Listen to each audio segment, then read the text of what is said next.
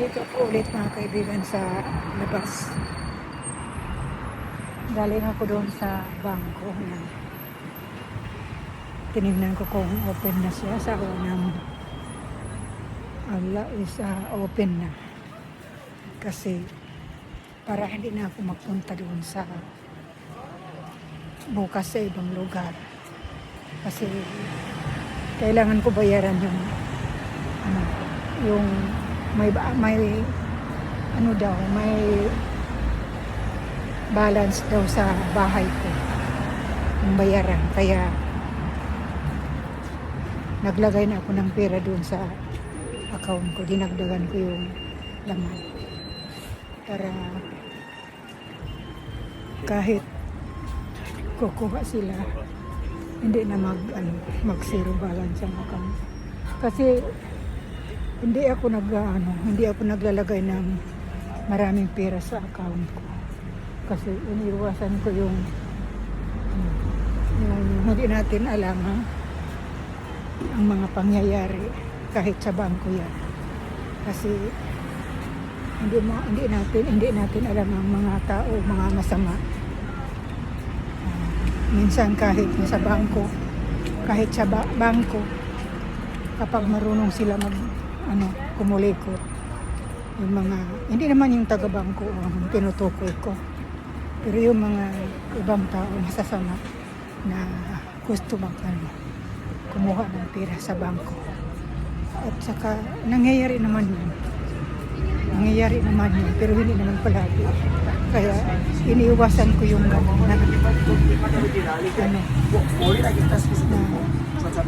mag-stack ako ng pera ko doon sa loob. Kinukuha ko. Nag-iwan lang ako doon sa mga kinakailangan ko, yung mga binabayaran, may mga bayaran na online. Kaya tulad ngayon, mayroon naman ako pera sa loob, pero parang hindi sapat sa bayaran ko ngayon sa balance sa bahay, kaya naglagay na lang ako in case na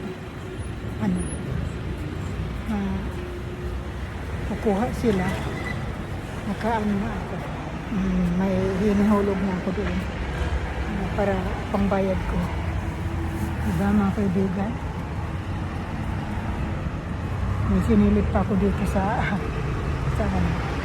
yan na sinilip ko mga kaibigan. Alam mo, nandito na tayo sa labas.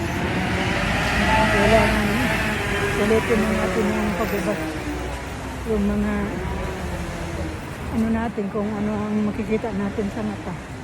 Kita natin na dito para ma-enjoy naman ang paglabas natin. Yan, mahangin pa hanggang ngayon. Naulap yung taas. Baka bukas ulan na. Kaya malakas ang hangin mga kaibigan. Kaya nagpasya ako ngayon lumabas ulit para makapaglagay na ako ng babayaran ko sa bahay. Ewan ko bakit na-search sa bayaran. Nagkulang yung bayaran sa bahay. Kung tutuusin, na yun? Wala na akong babayaran kasi diretso na sila kumuha sa bangko. O di kaya yung nagbibigay sa akin ng allowance, binibigay na doon sa binabayaran ng bahay. Ewan kung bakit nagkulang.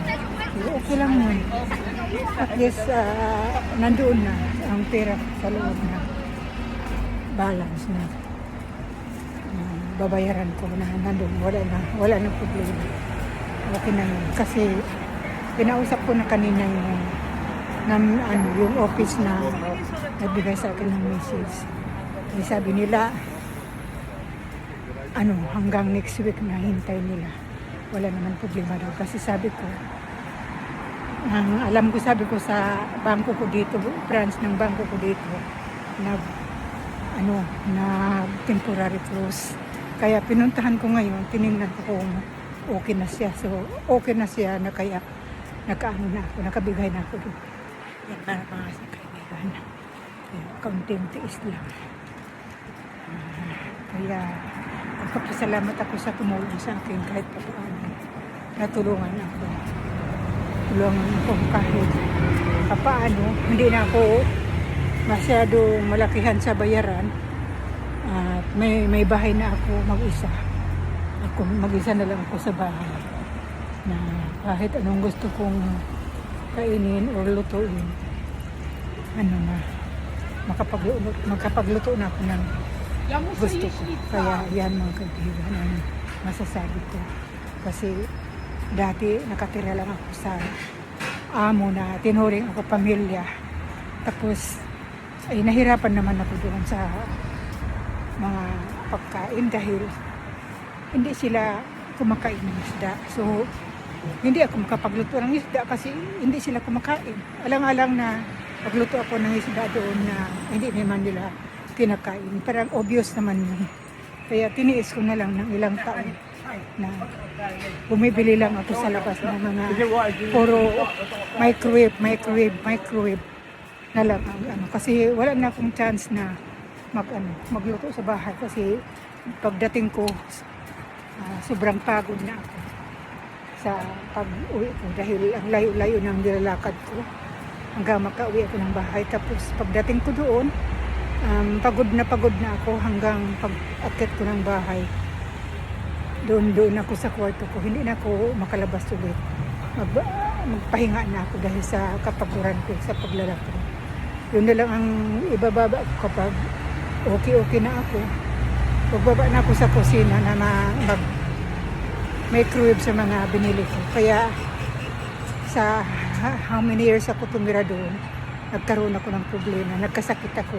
Katulad ngayon, yung last November, last year, nagkasakit na talaga ako hanggang na-confine ako sa hospital. Sobra isang buwan. Pagkatapos, sa sobra isang buwan kalahati ako nakatira doon. Na kumaling naman ako sa awa ng Diyos. Na nakalabas ako ng January 5. Diretso ko na sa bahay na inaibigay sa akin ngayon dito. Kaya nandito ako ngayon sa lugar na ito. Kaya maraming salamat sa tumulong sa akin at saka sa mga doktor. At saka hanggang dito na siguro ang lamang ang wala na akong masasabi.